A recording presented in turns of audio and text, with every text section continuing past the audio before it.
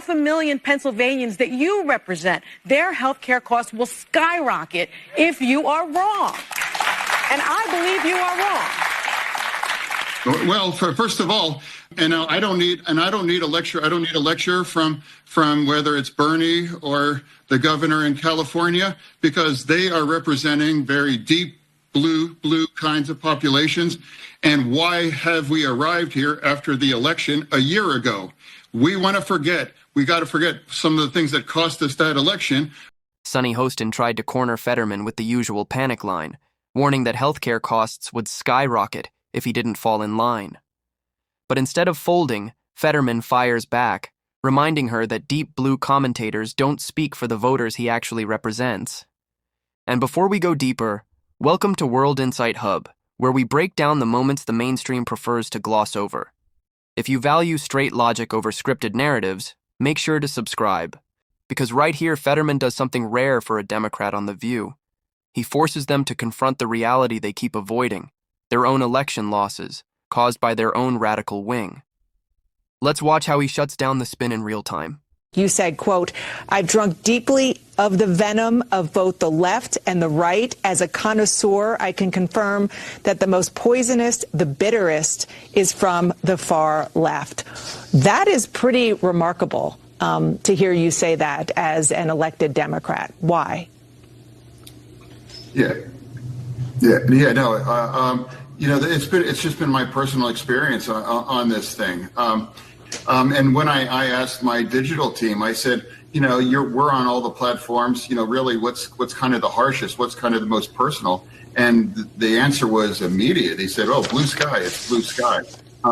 And the difference is, the right would say really rough things and names.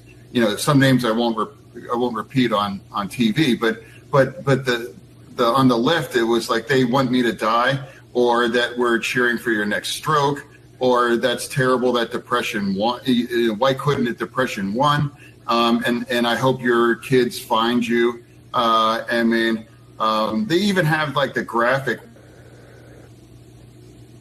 a GIF where they have like a stroke, in your head, cheering at that. Yeah, and they said that. I remember one. They claimed, the doctor let us down, and why did they have to save his life? Just really, I just can't imagine. People are wishing, I wish he dies, or I want him to die. Literally cheering for a stroke. And I don't know what the kind of a place where that comes from. That's much different than just calling me a name.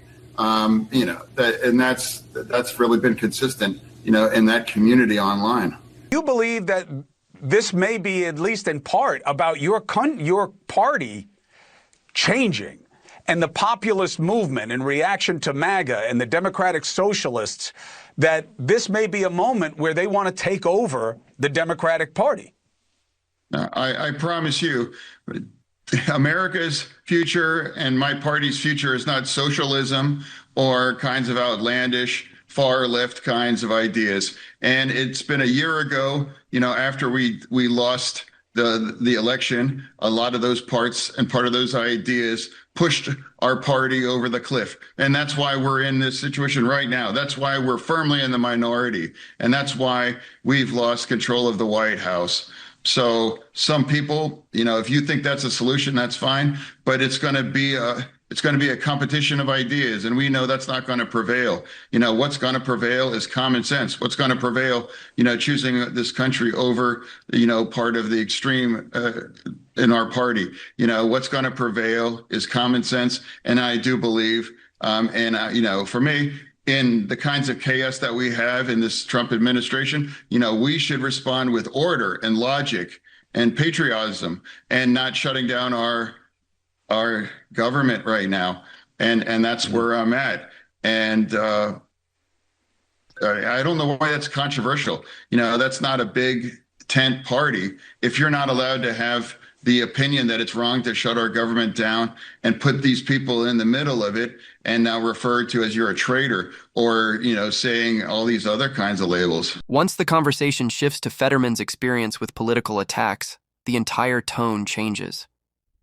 He reveals something the panel didn't expect: that the most vicious personal hatred he faces doesn't come from Republicans, but from the far-left activists inside his own political coalition.